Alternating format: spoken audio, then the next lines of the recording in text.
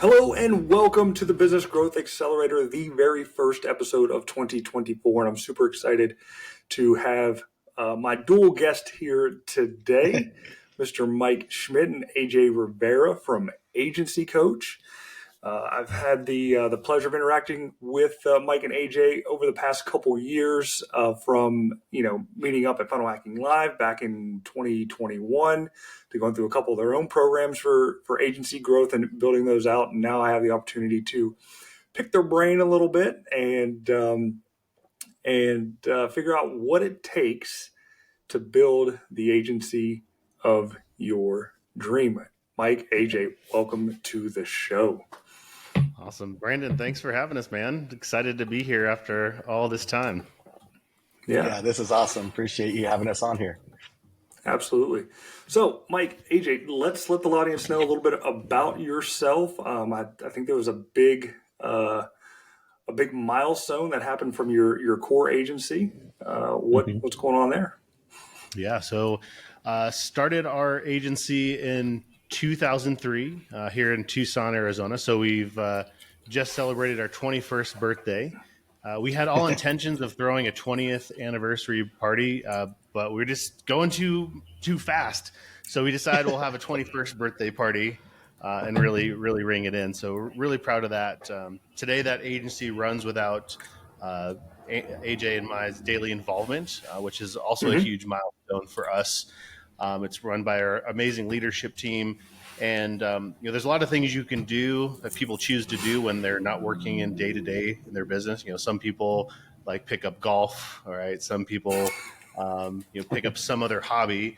But AJ and I were crazy enough to take the digital marketing agency owner hat off and put on the digital agency mentorship and coach hat on, where today we get to help businesses who provide digital marketing services emulate many of the things that we've done in our businesses, so that way they can have some of the same kind of time and financial freedom that our businesses have afforded us. So, yeah.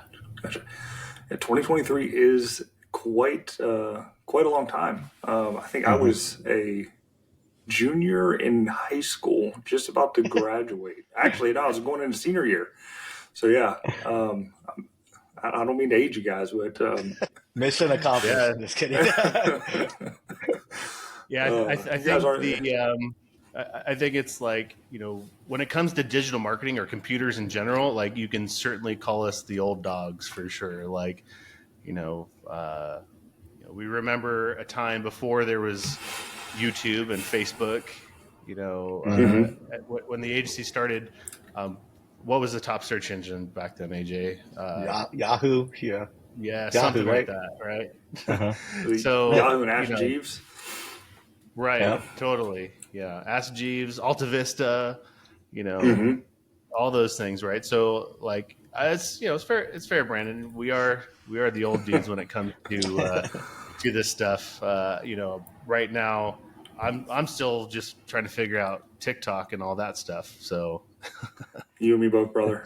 I can't get past the 250 view mark myself, and I don't know. They put up these paywalls and all this stuff now that the free organic is done, and now you got to start paying to play. So they suck you in, and then they make you pay for it. So what made you get started in the agency space? Yeah. So 2003, I'm graduating from the University of Arizona. I'm a California kid that moved to Arizona to go to school, but at the time I was dating a girl who became my wife. I was playing in a ska punk band, as I'm a trombone player, and I was like, that's the coolest thing you can do as a trombone player is playing a ska band. Knowing that I didn't want to leave the band or my girlfriend, and having the background of a web designer, in 2003, the prospects for a job in Tucson, Arizona as a web designer weren't very good. So if I wanted to remain here doing something that I was excited and passionate about, my only avenue was to create a business doing it myself. And so, that's what I did, attending networking meetings at the advice of my dad, selling websites and trying to figure out how can I build websites for money and turn it into a real business? AJ and I met in 2008. And he came on originally as a team member to help with sales. We can get into that story for sure. And fast forward, a number of years later, when we decided to make our partnership official. So, and AJ, you had a pretty interesting backstory. You came out of the corporate world, right? You were actually in tax software at the time? Yeah, I actually worked doing technical support for QuickBooks. And so a lot of agencies probably use QuickBooks. Whenever there's like an issue with it or something don't know how to do, and you call it up, I was the guy on the other end that was answering the phone. So I spent about 10 years in that corporate environment, kind of climbing up the corporate ladder. And, the further up I got, the more I felt just out of touch with like how what I was doing was related to the big picture of things, right? I felt like a really small cog in this huge machine, and I just wanted to work more closely with the people that I was impacting. And so the idea of, working in digital marketing and working with small business owners and getting to work directly with them and seeing the excitement and, the thanks and praise that we get for transforming their business was appealing to me. And so made the jump over and haven't looked back. Definitely one of the best decisions that I've ever made. Awesome. Yeah, I've felt the same way the past couple of years. I wouldn't say struggling, but just trying to find that way out of the corporate rat race. Not that I don't mind working in sales capacity at some level, but definitely like to sell the products that I want to sell and I take it on my own schedule than worrying about punching time clock and being held accountable to somebody else, if that makes total sense. So, 100%. Mike, you started off on your own. When did you realize that you needed a right-hand man, so to speak, to get things really going? Yeah. So I think a lot of businesses face this, right? They if they have any measure of success, especially if it's somebody who's like starting up their own thing, they reach this moment where they're having to choose between like doing the work of the business versus like working on the business. They're having to make choices about whether or not they're marketing and selling and growing the business, or they're providing the work of the business. And that was me for a long time. What this is the feast or famine business cycle, where there's periods of time where you're getting lots of cash, it's coming in, and then you stop marketing because you're doing the work, right? You finish the work, and then once the work's done, you're like, well, where's the cash now? Well, cash dried up because you stopped marketing yourself, dummy. That's how that works. And so it took me a couple cycles of that, more than I care to admit, to realize that I was going to always face that I was always going to give up on doing the marketing as long as I was successful at doing the work. And so any successful business has to keep on marketing themselves. And that engine always has to be turned on. It always has to be running.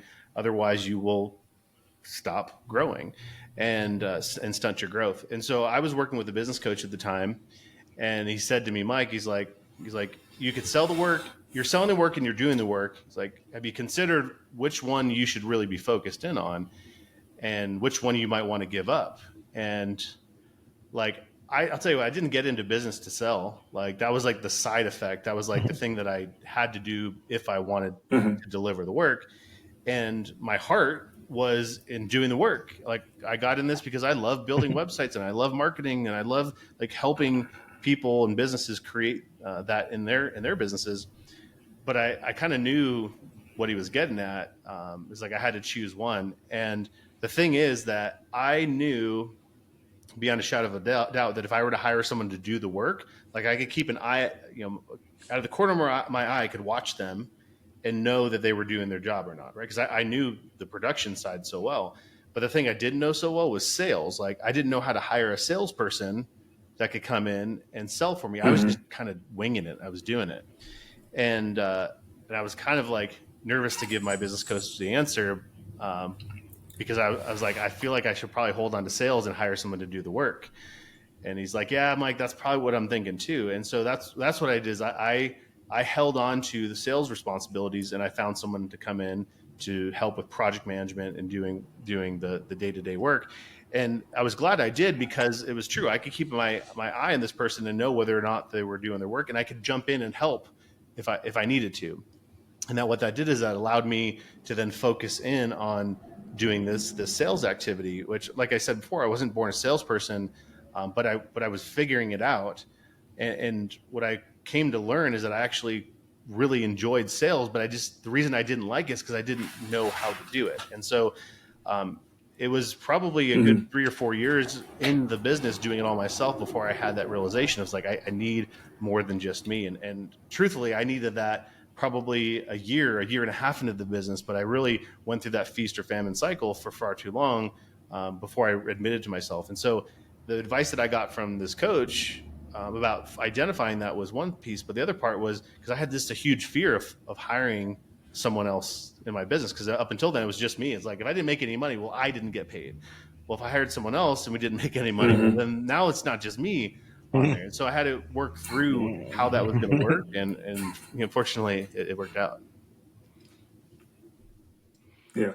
AJ, how did you feel about that, coming on board with that thought of, if I don't sell, I don't eat mentality of being Mike Brandon, man, and working on the background there?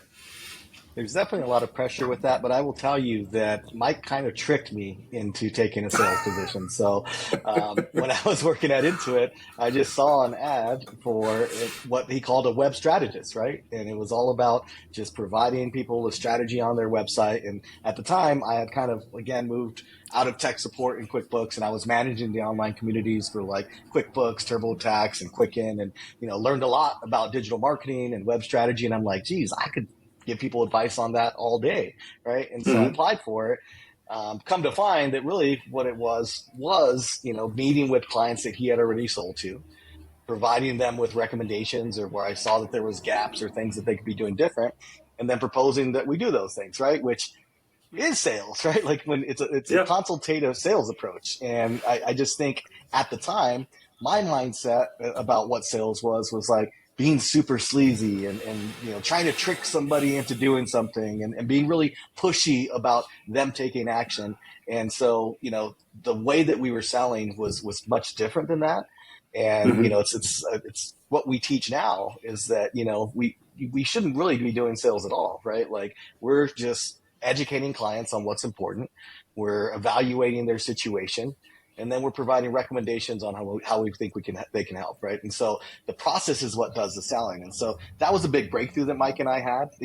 We kind of like intuitively were doing that in our head for a really long time.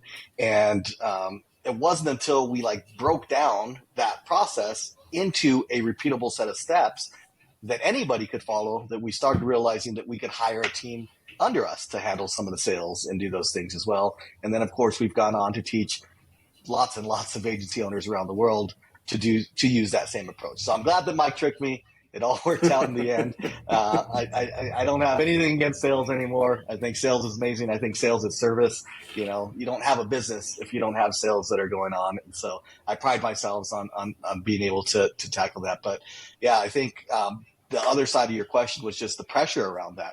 Yeah, 100%. I mean, there were times in the agency where, payroll was coming and something needed to close, right? And sometimes, selling websites or other digital marketing, it's a longer sales process, right? There's not something that you can do to like immediately push that over the edge.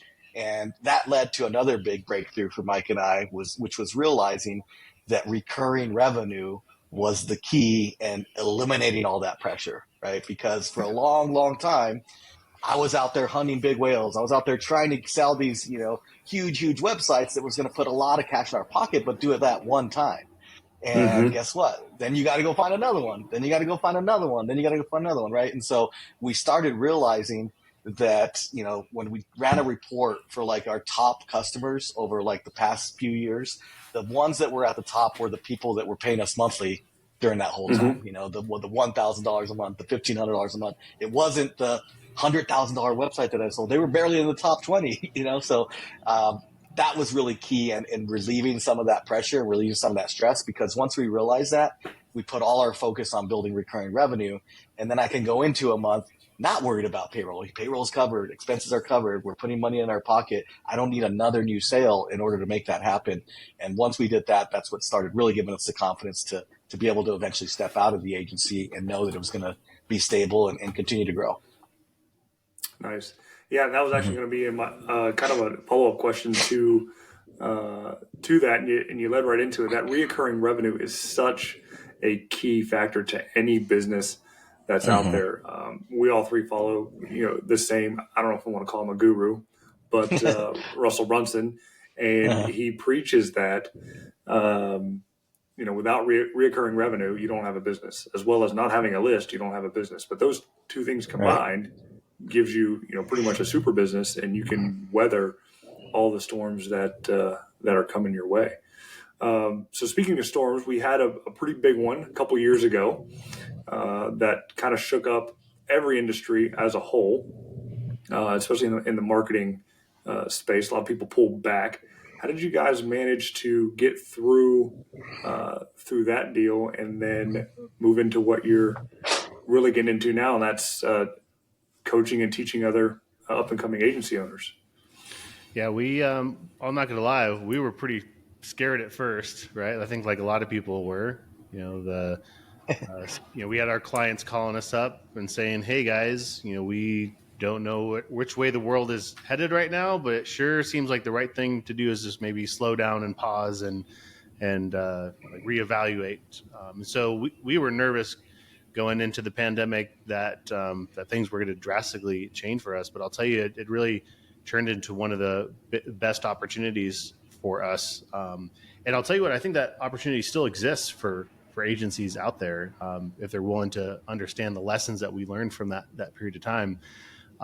But our business was very, very reliant on in-person, face-to-face, reach across the table, shake your hand, especially for our local clients here in Arizona. And that was ripped away from us overnight. The networking events that we went to, gone overnight. And so, we were pretty nervous at first about what we were actually going to do, what we were going to make happen. And we had our knee-jerk reaction was to have our sales team just start cold calling. Now, I love sales, as I mentioned before, and AJ just echoed those sentiments. But cold calling is not in the list of things that I personally feel compelled to do basically ever. So it's a colossal waste of time. But like we were just like, you're here. Let's just do something. So we had a guy on our team, Tom, brilliant dude, call a list of pool companies, A to Z, right? We're in Arizona. It was, moving into summer. We thought maybe that would be something people would want to talk to us about. So he calls a couple people, eventually gets through to one company, and they pick up the phone and they hear his introduction, and they cut him off and they said, "Don't you know what's going on in the world right now? Like, are you crazy? How could you be calling at a time like this?" Click, and hangs up on him. And right? It's like, thankfully Tom has got thick skin. He's not heard no in his lifetime. And so he keeps dialing, does another couple calls in. He gets another company, same industry, down the street even from the first one. And here's what they say. They say, "Oh my gosh, thank you for calling. You have no idea. We were just talking about this. We need to find somebody that can help us with this and this and this. I'm so glad that you called. Yes, we'd love to chat with you about this." Right. And so how can it be same industry, same town, same day, and you have one owner that's like, the sky is falling, and the other one's like, look at this opportunity. And it comes down to abundance, right? One owner had abundance mindset and saw, okay, there's opportunity for us here. We can do this. And the other one's like, everything's falling apart and everything's going away, right? And so that particular contract turned into an amazing contract for us that year. And we also turned that into lots of recurring revenue and built a great relationship with them. But we realized is that, gosh, this is just not the way to do. We're not going to do cold calling, because how many more calls do we have to make to repeat that process again? And what we decided to do is we took that lesson. The lesson was, that there are people out there right now that believe that there's an opportunity for them, right? How do we find those people? Mm-hmm. And so with that belief that there are those people out there that believe that right now, what we did is we launched a webinar where we basically just started teaching some digital marketing, saying, hey, here's why now is actually a really good time to market yourselves. And, fast forward, we ended up turning that with our own agency into, within that next week, I think 38 book calls, right? Like it was nothing. And that turned into hundreds of thousands of dollars of recurring revenue of businesses that we were able to help, simply because we changed our belief that there was people out there that were abundant, right? And so it was a huge aha for us, because at that point, like, we were no strangers to selling high ticket recurring revenue, right? Like, we mastered that. We know how to do that beyond a shadow of doubt, and we teach that process to the agency students we work with day in and day out now. Like, that it just works, right? The piece that we were missing, and the blessing that we had during the pandemic, was how to effectively market ourselves to a group of people and get them to raise their hand asking us for help. When somebody raises their hand and says, Brandon, can you help me with this thing? That's way easier than if you're having to like reach around them, grab them by the neck and be like, hey, I can help you with this thing, right? That's a different attitude, a different mindset. And, it falls in line with what AJ was saying before about consultative sales. When somebody wants to be consulted with, well, guess what? They're way easier to enroll in your services. And so what we learned in the pandemic was how to get people to voluntarily say, I want help. Right. And that changed everything. Right. That changed everything for our agency, especially during those years. And it's also changed our outlook of how we actually teach agencies to get folks to raise their hand now, which is one of the funnest things we get to do. Yeah, the coolest part about that story and what we did there was just the title of the webinar. It was how to attract and activate local businesses who still want your services, even in an uncertain market, right? So like the people that were doom and gloom, the scarcity-based thinkers, they're like going to read that title and be like, these guys are idiots. These guys are crazy. I'm not going to go to that webinar. Nobody wants any services right now, right? But guess what? The people that did think that there was an opportunity, the people that didn't want to go down without a fight, that were going to try to invest in their business and try to get through this, those are the ones that came, and those are the ones that wanted to help. So it just became a really effective way for us to quickly find all those people, right, and cast a wide net and just catch those people that we knew were still looking for our help. And what was cool about that is once we figured that out for ourselves, and once we generated all those leads for ourselves, we were in a position to then teach that to all of the students that are in our community. And man, I'll tell you what, people were loving that because everybody was worried. Everybody was uncertain. All the people were not sure about what they were going to do. And that webinar really, I think, saved a lot of agencies because it kept them afloat with leads throughout that entire time. And most of them are still using that very same webinar today, right? And you could still use that with the same title because it's another uncertain market, right? And there's always going to be an uncertain market. And the point is that it's going to attract the right person into your world. I remember there's a guy on our team, John, who ran into another agency owner that's a friend of ours in Tucson during that time. And he was like, man, this sucks, right? Like everybody canceled and nobody wants to meet. And, I haven't made any money in the past 3 months. And Mike and I are like, our stuff's going through the roof, right? Because we had a different view on everything. And I'm not sure that he made it through. I think they may have gone out of business because he chose to sit there and basically bleed out and not do anything instead of taking the abundance-minded approach and saying, hey, there are people that out there that want my help. I'm going to go find them and I'm going to help them, right? Yeah, I think with anything in life, it's always 90-10, 90% mindset, 10% do. The whole professional and self-development deal has been around since literally Christ left Bethlehem.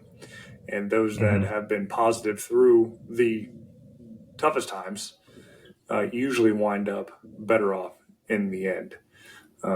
So that's absolutely phenomenal that you guys were able to make it through and continue to grow what you are growing now. And in the world that you're growing it in, as I mentioned at the beginning of the episode here, I met you guys at Funnel Hacking Live 2021 after, I bought the initial lead magnet course from you for the 8 steps to get more leads from Google for free. It's helped Right. me out, and I built a small list off that particular lead magnet myself, so it does work. And yeah, how did you get into that world and then start using ClickFunnels to what you're doing now? Yeah, so I remember a long time ago when funnels were just coming out, right? There was kind of this new term, this new thing, and we had seen like Ryan Dice release this like graphic of this funnel, and it just looked really cool with like the upsells and downsells, and we're like, it's supposed to be this automated sales machine that just like spits out money once you set it up, right? And we're reading this like, this is it. This is like what we've been looking for. We have the skill set to pull this off. So we went to an event that he was having, Traffic and Conversion Summit in San Diego, to learn all about that. And we ended up buying everything he had. He had like 2 offers, one of which was like these funnels that you could copy and basically sell to, people that you were doing digital marketing for. And then another one where if you wanted his help to personally hold your hand through building a funnel, he would do that. And so it was at that event that we saw Russell Brunson speak. And, he looked like he was like 12 years old. He was up there in sandals. We're like, who the heck is this guy, right? And I remember he was just like blowing our mind with that's when he was doing his like, how I make $18,000 a day with this one thing. And like, so we got like the CD he was handing out, or DVD, and we took it back to our Airbnb that night. And I remember we signed up for ClickFunnels. And what we didn't realize, like, it looked pretty polished. I guess it was still in beta, and it was like, had only been like a month old. It had been released like the month before. And so we were super early adopters of that. And, from there, he sent out an email saying he was having an event in Phoenix and Vegas. And Mike and I were like, well, let's just go. If it sucks, we'll just have fun in Vegas, right? But it ended up being really, really good. And we got sucked right in and been loyal Russell followers ever since, members of his, a lot of things that he's doing, and eventually have gone on to become business partners with him and create courses and stuff together. So it's been an incredible journey making that connection from that first meeting with the guy in sandals on stage. And so the main product that I know you guys for is the Funnel Hub guys, right? And then the presentation that you gave that I saw, I know you gave the presentation twice, 2 years in a row, was the shadow funnel. And I thought that was probably one of the more powerful presentations behind any of the other presentations there, because as you mentioned, if you can't be found, you can't get any business. So how are you using that methodology in your own coaching and proliferating that out to your students? Yeah, so for those that are watching, just to kind of fill those in that don't know, the Funnel Hub is a concept that we developed sitting in the rooms with Russell Brunson and other marketers in his inner circle. And what we realized is that many times when we would go to look up the other people in these like high-end marketing rooms, we couldn't find anything about them, right? The very first inner circle meeting we went to back in, I think, early 2016, we got to the meeting way too early. We were sitting there in the room that they already set up the night before with everybody's name cards everywhere. So we did what a lot of people with an internet connection and some idle time probably would have done, which is I started Googling people's names, right? And what we found was, many cases, nothing for these people. Other cases, we found competitors. We might have found like pieces of their funnel, or we found something that they used to do. Like this person is now a real estate coach, but they used to be a fitness instructor or something like that. And it was this kind of puzzle. What we started to realize, though, is that the searches that we were doing is very common, right? That when we see somebody online, we hear them on a podcast, we see them in a webinar, we look up what's going on. And that's the day that we discovered the shadow sales funnel. Shadow sales funnel is created in the wake of all the traffic that you're sending to your funnel. If 3% of the people who attend a webinar or register for a webinar end up buying, what about the other 97%? And the thing is that many people don't buy because they don't overcome doubt and skepticism associated with them, whatever it is that you're selling. And so we pointed this out to Russell and a bunch of other folks in the room. I think the day we did that, folks like Alex Hermosi was in the room. Brandon and Kaylin Poulin were in the room. Alex Sharfin, I think, was in the room. And what we shared with them was we showed them, we anonymized the data. We said, okay, here's everybody in this room right now. Here is all of your search volume for not what you do, but who you are. Million searches for your name / product name / course name or whatever it is. And, after we were done with that presentation, half the room came up to us and wanted to know who was who.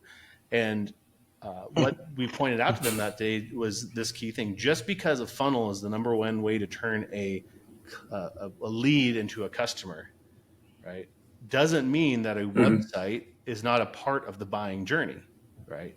And so Russell, the guy who declared that websites are dead, right, had told everyone, you just build a funnel, you don't need a website, suddenly changed his mind and said, well, actually, I could see where a website fits in the whole equation here, that we have a funnel, but what all the people that jettison and abandon the funnel, what are they looking for? And what are they finding, more importantly, about that? And that's the short story, how we convinced Russell he needed to have us build a website. But really, it's a funnel hub. A funnel hub is what we build in place of a website. A funnel hub is a website, but its primary mission in the world is to show up when somebody's looking for you. And its secondary mission is to take that traffic and direct it back into the funnel where the sale can happen, overcome that doubt and skepticism and get them back into the funnel. And so that was a concept that was the reason why we got to speak about that specifically 2 different times at Funnel Hacking Live. And it's really informed a lot of the funnel building industry, the people understanding, hey, this actually needs to be there. But beyond just having a website, that there's actually strategy behind what gets presented there, so that way we can overcome any of that doubt and skepticism. So that's what a funnel hub, in case folks don't know, because sometimes it can be a little confusing, or like, it's just a website, right? Well, yeah, but a Ferrari's just a car, right? So it's just a car. A funnel hub is just a website. No, it's not. It's a particular kind of website. But AJ, I'll throw it over to you if you want to talk about how that's kind of played into our methodology and what we do and all that good stuff. Yeah, I mean, I think we unlocked what we call the trust tipping point, right? When somebody's making a buying decision, there's this moment in time where their desire for something turns into absolute certainty, right? Like they've done enough research. Have you ever been on Amazon and you're searching for something and you're go to the reviews and you start reading some and you're looking for somebody that has a similar case to yours. And once you read it and he's got the same exact issue and the same exact thing, he said, this thing fixed it. And you're practically running up to the buy button, right? And so where the funnel hub fits in is just that, right? When somebody is going through your sales process, whether it's an online or offline sales process, maybe they just saw an ad on Facebook, they're now in this webinar, everything's sounding good, the credit card's starting to come out of their pocket, and then they're like, you know what? I'm just going to go do a search real quick just to make sure this person's legit, right? And they search for your name. And if they're not finding whatever's in their mind, then guess what? The credit card's going back. If they find a site that looks horrible and doesn't lend any credibility, they're going away. If they don't see good reviews or they see a rip-off report or something, that's what we're seeing with a lot of the searches that we were doing, then you're really killing, your ability to close that deal. And so the funnel hub and the shadow sales funnel is really about controlling the sentiment of what people feel when they're going through your sales process, right? And any research that they're doing, that they're going to find something that's going to check off their boxes instead of sending them running, right? And so it's a concept that we teach, not only in the funnel community, but we also have applied it to our local agency as well. Now, we don't call it a funnel hub because when we try to do that, we just got way more questions about what's a funnel and blah. And it's really hard to teach a small business owner all this stuff. So we call it a marketing hub, right? They still get the concept that, hey, you're out there doing marketing, right? And there needs to be this spot where everything lives, that if someone's going to go check you out, they need to know that you're able to do the work that you say you could do. They need to see, social proof of that. They need to feel like this is legit and they aren't going to get ripped off. And if we can check off enough of those boxes, then guess what? We eventually eliminate all skepticism and make our way past that trust tipping point. And that's when the sale occurs. Now, people's trust tipping points all a little bit different, right? Some people are just abundance based. If they think something sounds good, they pull out their credit card. There's other people that are going to read every blog post on your site. They're reading every person's bio on your site. They're like really, really digging, right, to make that decision. That just means they have a higher trust tipping point. But if you don't have those things online to support that type of buyer, then in the absence of that, they're just going to feel uncertain and they're not going to buy. And so it's something that we drive home, not only with our small business customers at the agency, but something that we're teaching other agency owners to help deliver for their clients as well, because we think it's an easy way to take control over the narrative and the thoughts that people have about your brand online to increase conversion and sales. Yeah, that's on point 100%. That know, like, and trust factor is definitely crucial for any business and any person when it comes to selling anything, whether you're in person or online. And reviews play a huge factor. And I'm glad that you mentioned those, because not many businesses that I target, they don't have very many reviews, or if the reviews they have, they're years old, never responded to, and it just hurts them Right. in the end. In the end there. So you spoke on stage twice. How was that able to help kind of propel your coaching program to the level that it's at now? Yeah, I mean, I suppose anytime you speak on a stage of 5,000 in front of 5,000 people, not once, not twice, not three times, but we've actually had a chance 4 times to be on stage in various capacities for in the ClickFunnels community.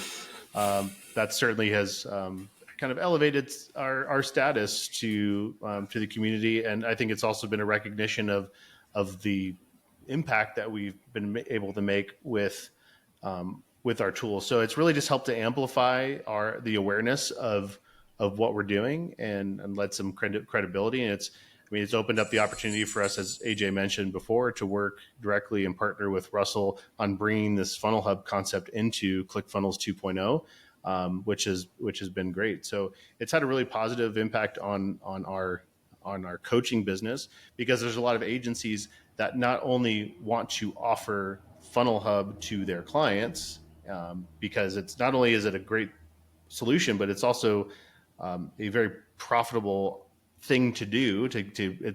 It's all the things that suck about building websites for clients. Like, because you take this approach, it is fixes a lot of them, which I know we don't have time to get all the reasons why. But the point is, a lot of agencies want to offer this, but then they also want to figure out how to create and build their agencies around that. So we've had folks jump into our community just learning about not just implementing funnel hubs, but also the whole process of selling them and delivering them as well.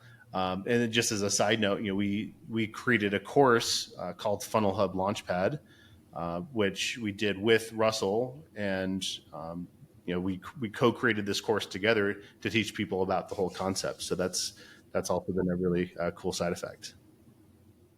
Nice. I'd like to back up just one tick, because you're now in this agency coach space where you are essentially helping other agencies and creating courses and a lot of info products around that. You took a chapter out of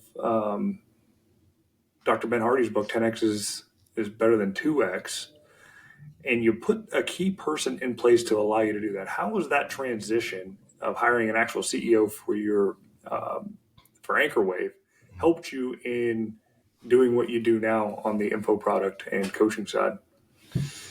Yeah, it's been a massive thing. So the person that we brought into that position, we're really fortunate, because she'd been with our company for quite some time, kind of bit by bit, like fixing and organizing pieces of the business that we needed help with. And she came in as a project coordinator on the website design team, right? Just helping to manage client projects through building websites, eventually taking over that department, right? And helping us organize all of that. Then she jumped into digital marketing and helping us organize that department. And she kind of became an operations manager of sorts. And it was in 2020, shortly after the whole webinar story I told you, that I was talking with AJ on the phone one day, and I said, I want to sell it. And he's like, what? He's like, we're making good money from this. Why? I'm like, I want to go all in on agency coach. I want to do that. And like, it's like, I just am ready for it. And I don't know when would be a good time, but I'm feeling it strongly now. So let's do it. And so he's like, well, slow your roll. Like, why don't we do this? And it was his idea. It's like, we could bring in a CEO, bring someone to run it. And that's what led to that conversation.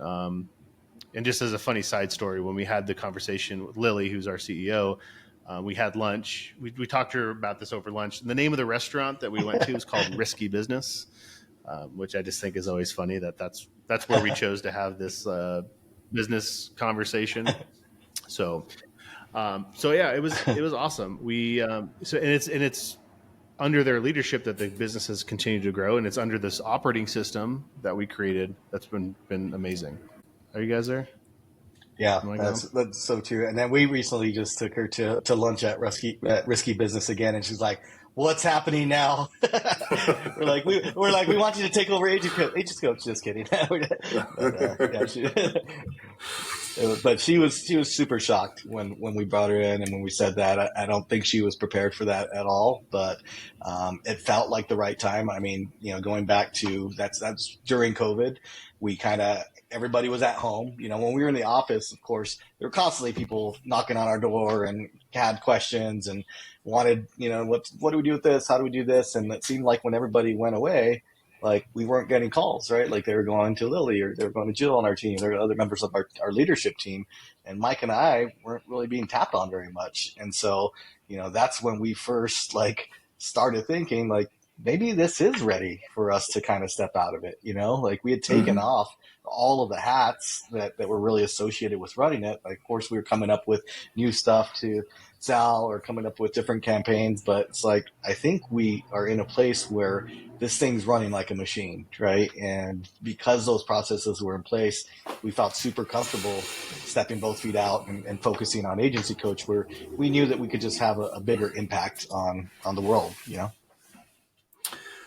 So tell me more about agency coach and where you see it evolving in the coming years. Because, the info product space isn't going away. It's going to turn into a multi-billion-dollar industry in every niche possible.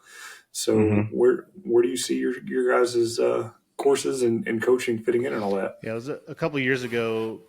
We had a kind of an internal meeting with the agency coach team. And it's funny enough, we kind of had this interesting realization, at least what I did, that I communicated to our team, is that I said, guys, the name of our business is agency coach, not agency course, right? And up until that point, a lot of our business was around course material and downloadable things that people could either get for free or inexpensive, and various training programs. And the evolution of this business has really been at its core about helping people as one-on-one as we can to get them from where they're at to where they're going. And so our mission and our goal is to help as many businesses as we can create time and financial freedom. And that's really a recipe of having monthly recurring revenue greater than expenses, right? When somebody hears like, oh, I have time and financial freedom, that maybe sounds like vague and unclear. Like, what does that even mean, right?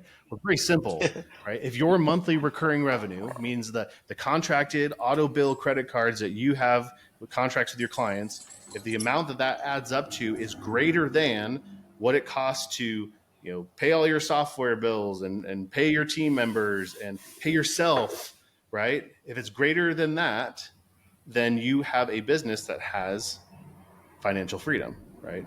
And then the question becomes what do we do with that financial freedom? Well, when AJ talked about before, the hats, it's taking off the hats and buying back your time and getting and bit by bit extracting yourself from the business, right? Too many agency owners have created a business that's just a trap for themselves. They've created a business with the idea of creating time and financial freedom, but what they've actually done is created themselves a job that they're chained to, and they have all the worst parts of a job and all the worst parts of a business smashed into this thing they call a digital marketing agency. It's like, that is a tough life to live. And if we had the same, if we had didn't have the wherewithal we would be stuck in that same spot. And so it's our heartfelt desire to reach into that agency space and say, hey guys, here's how you do this. Here's how you create it. And so there's a lot of good opportunity for us in helping businesses and agencies not only do that, but get there a lot faster than we did. 100%. I truly believe that small business is the lifeblood of the communities that they operate in, right? And as agency owners, we're in a position where we can help those small businesses win. And at an agency coach level, we get to help. It just keeps going up, right? And there's a ripple effect that's created. So I know the work that we're doing is helping lots and lots of people. And, it's super rewarding to know that and to feel that and to hear it from our students day in and day out. Yeah. So for the up and coming agency owners or those thinking about, starting freelance marketing, what advice would you give them? And if they find that it's too difficult to do on their own, what is your core win in joining your program? Yeah, I think, there's a couple different phases, right? Because there's the people who want to do this and they're thinking about launching an agency, right? And that's going to be slightly different from the people who are maybe already going, 35, 40 miles an hour down the road and they're trying to get to 60 and get a little bit further. Addressing the second group first. So the folks that are already moving along and already have some momentum happening, but they're just like struggling with some of the things we talked about today, like feast or famine. They feel like they're always order taking, like that they just like, they can't charge enough. The biggest opportunity that folks have there is to reach back into your existing group of clients and figure out how you can ascend them into recurring revenue. Most businesses come to us, most agencies come to us asking for leads. They need more opportunities. They need more people to sell to, but it's really, we find not true that your biggest source of opportunities is probably the people you're already doing business with. They say it's 6 times easier to sell to someone that already knows you than someone that doesn't know you at all.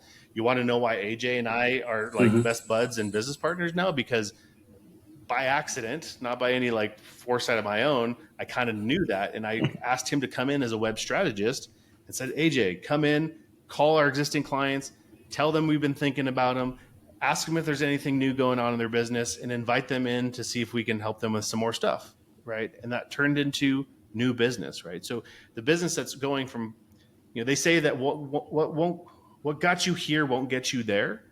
And I think there's a lot of agencies that have had some momentum and they're trying to do the thing that they've been doing the whole time, which has been, just hustling to get new business in the door, forgetting about this massive asset, either in existing clients or an email list that they've built up and not adequately marketing. So that's probably our favorite group of people to work with is, someone who's struggling right now, but has had some momentum because it's just dripping a little bit of fairy dust on that piece of the business where we see things just